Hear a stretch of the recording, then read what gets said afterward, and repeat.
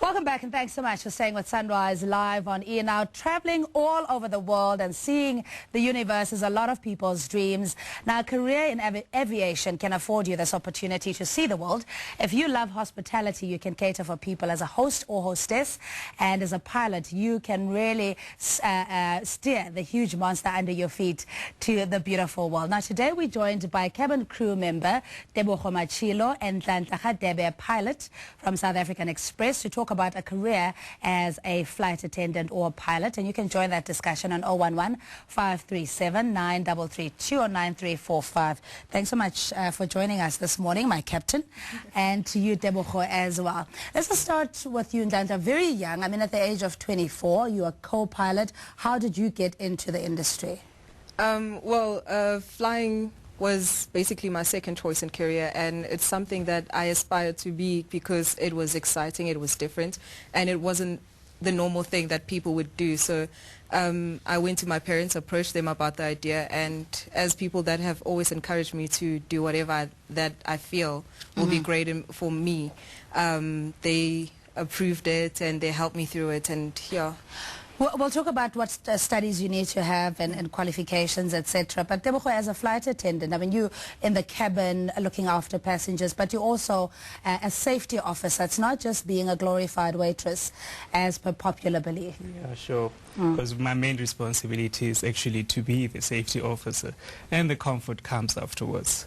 So basically, I started 2 years ago. Initially, I used to work for a bank as an administrator. Boring. Yeah, so funny enough, what happened afterwards, a friend of mine who used to work for the company informed me that there was a position available. So I submitted my CV, as the saying goes then, the rest is history. Yeah, but what kind of a temperament or characteristics do you have to have? Because, I mean, the pilots are isolated, really. You just stare at clouds and don't really interact much, especially since terrorism and 9/11, etc.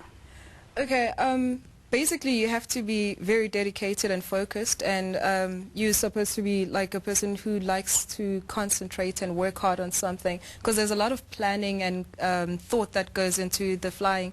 We're not really isolated. We're people that are social, and we socialize with each other in the cockpit and even on the ground, cabin crew. You know, when we get onto the aircraft, we're already working as a unit, and with the cabin crew, we also have like a relationship going with them, so we're not that isolated. Yeah, and it's a huge responsibility knowing that you're carrying so many lives in your hands, essentially.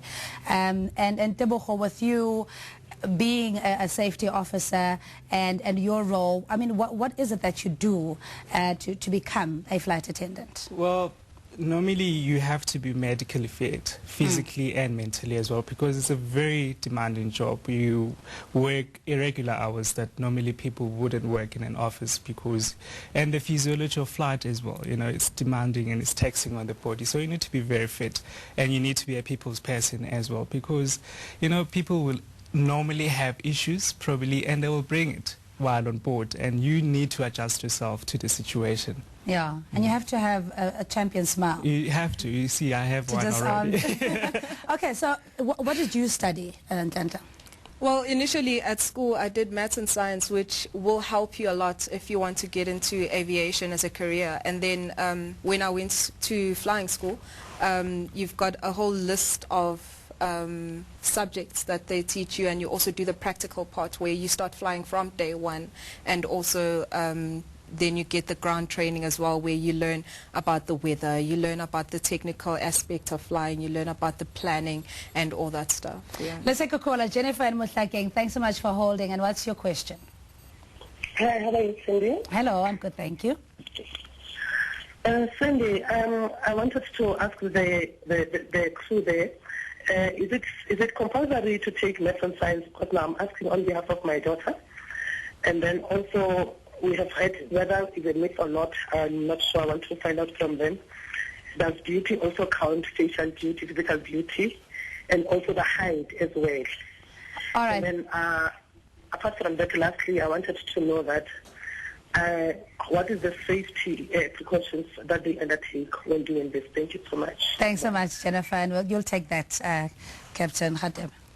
Okay, maths and science is essential because to be able to understand some of the principles and the aspects of flying, you're going to need to know science and maths, and also to be able to apply all the, because we do calculations as well.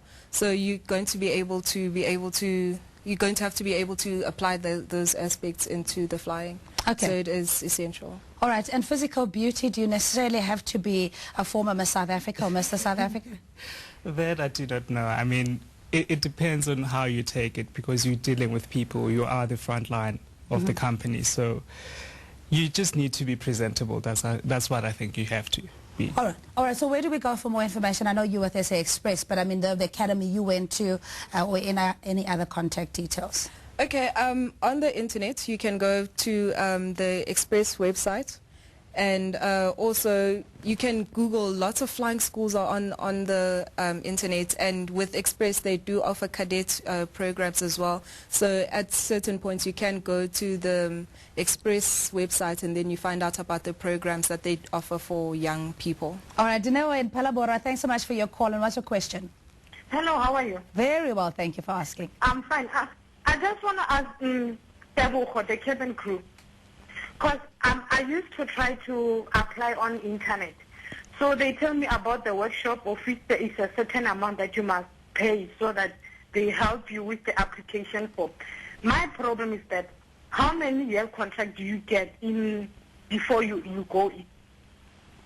Well, I'm not too sure what. Yeah, I think the nature of the contract, you know, the terms and Well, so I'm a forth. full-time employee, so normally what happens is like the first 3 months you go on for training when you have been appointed for the position. Then they train you on fields like your aviation medicine, your physiology of flight, the aerodynamics and all that. So afterwards you have to write your exams to get your license, because you can't fly as a cabin crew without a license. You need to get it. Yeah. So that's the protocol, I think, that one Yeah, has you need to go be through, compatible on all these aircrafts. Well, thank you so much for both of you.